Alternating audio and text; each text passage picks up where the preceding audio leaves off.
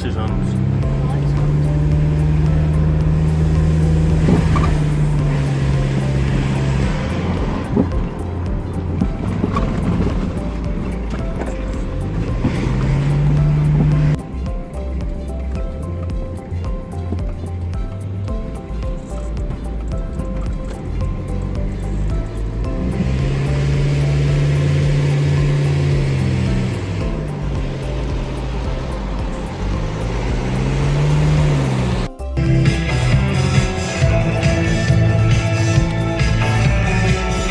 Getting ready for Croatia.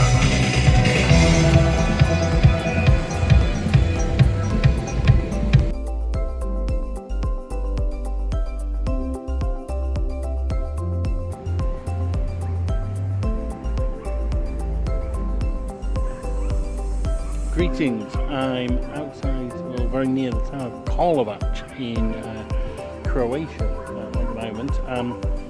Really bit of a weird day, not a particularly successful day so far, because we stayed last night near a thermal spa town. I think it was called Toplice, I think it was the name of it, in southern Slovenia, because Tom wanted to go to the thermal baths. Not the most successful. It chucked it down. The van was kind of wet and damp. And then we just got settled down for the night, and then this woman told us we couldn't park there, we had to move, so we had to find a lay-by nearby where we did sleep, and that was all okay, and it was bright and sunny when we got up. We went to the thermal baths. They were quite pleasant. The water was very nice and drinkable, but there wasn't any saunas, and to me the water wasn't hot enough. But there were slides and stuff for the kids, so that was nice. But then we moved on. I was hoping today to get to the coast of Croatia, and maybe even to see Zadar. If we get to the coast, I'll be lucky, I think, at the moment, because there's been horrific traffic jams. I think everybody's got the same idea. They all want to get to the coast. It is a Saturday, that's probably why. So I made a bit of a bold decision. I thought, stop going on the motorways, which are toll roads anyway, and to just be stuck in a traffic jam, and I took the back roads.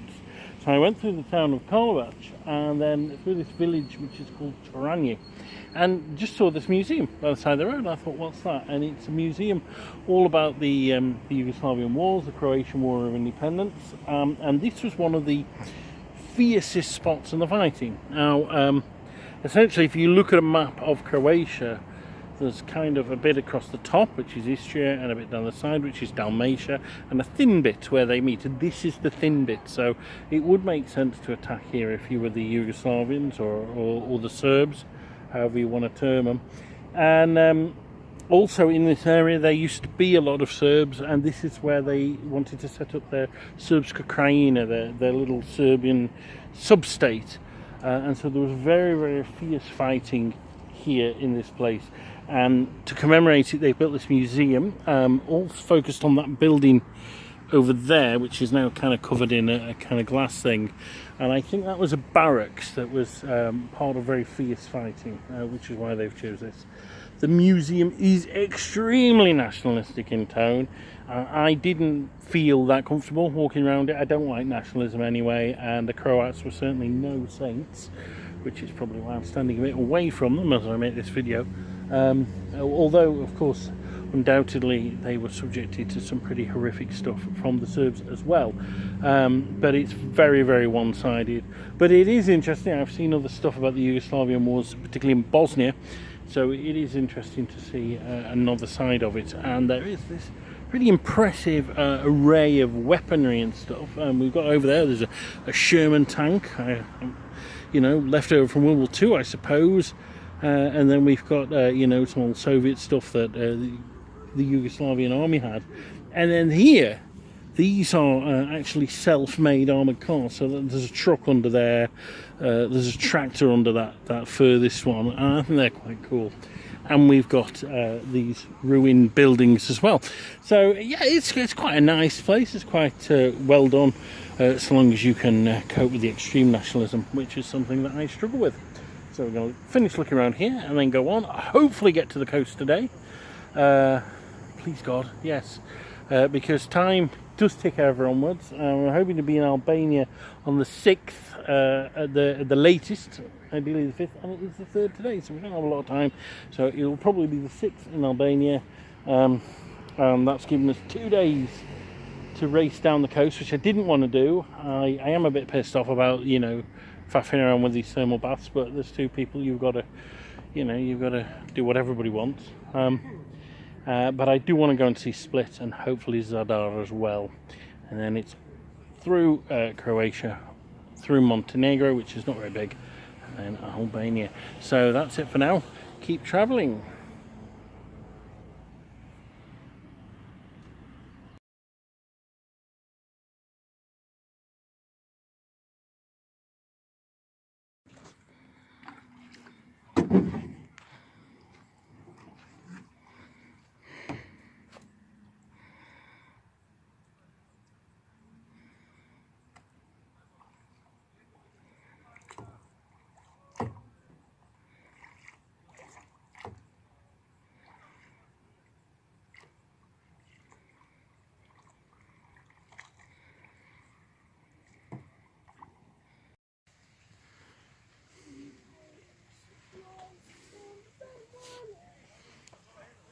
Greetings. So we didn't get to the coast today, as I thought we might not, but instead Tom had an idea that we should stop at a campsite if we saw one, which I've taken up, and I have to say it was a really good one. And we just went along until we found a sign. We came here. It's an absolutely gorgeous place by a river. There's canoes that they let you use for free, and we've had a little bit of a game of cricket and tried to dry the clothes unsuccessfully, and just cleaned the van out and chilled out, and it's really nice. And I think that's probably what we've been missing on the whole trip, was a bit of chilling out time, because we've just been going just so many places. I mean, this is like day 9. Weirdly, I still think we've got about 15 days left, so we're not even halfway through, but feels like we've been on the road forever. But it's but you know, it's like, it is a gorgeous little spot. This is over there. There's a few Czech bikers and quite a few local tourists, and they're cooking some barbecues and stuff, and it's run by the most chilled out guy ever. He's really nice, and he showed us where we can fill up our water. The water, I have to say, tastes very nice. He assured us this is what he drinks all the time, but it looks kind of dodgy and milky. In fact, what I'll do, I'll show you the bottle of the water. Something else that looks dodgy is Thomas. There we are, look at that. That is the water.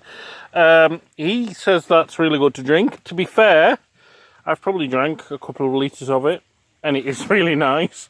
And I'm guessing that's minerals in there, but it doesn't look good.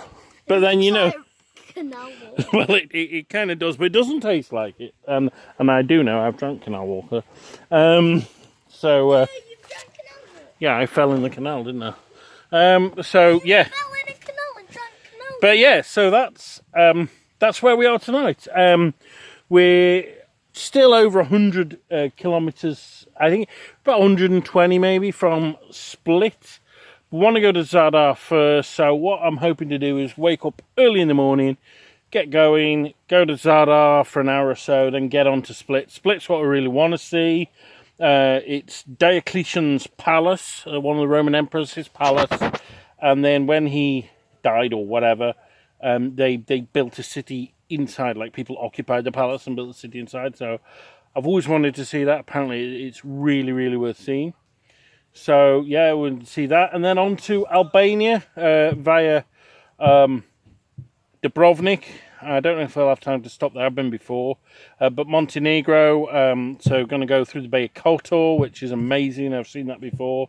Up the zigzag road to Chitinje, and then Podgorica, then through to Ulcinje and Shkodra, where I'm hoping to see my friend Mariam, and then hoping to do a side trip to Theth, which is a beautiful mountain village in Albania. And then go on to Durrësi, which is the port. I've been there before. It's got a nice Roman amphitheatre. And then across the Med to Italy for the second half. So that's what's coming up. But in the meantime, we're just chilling in Croatia. and it's great.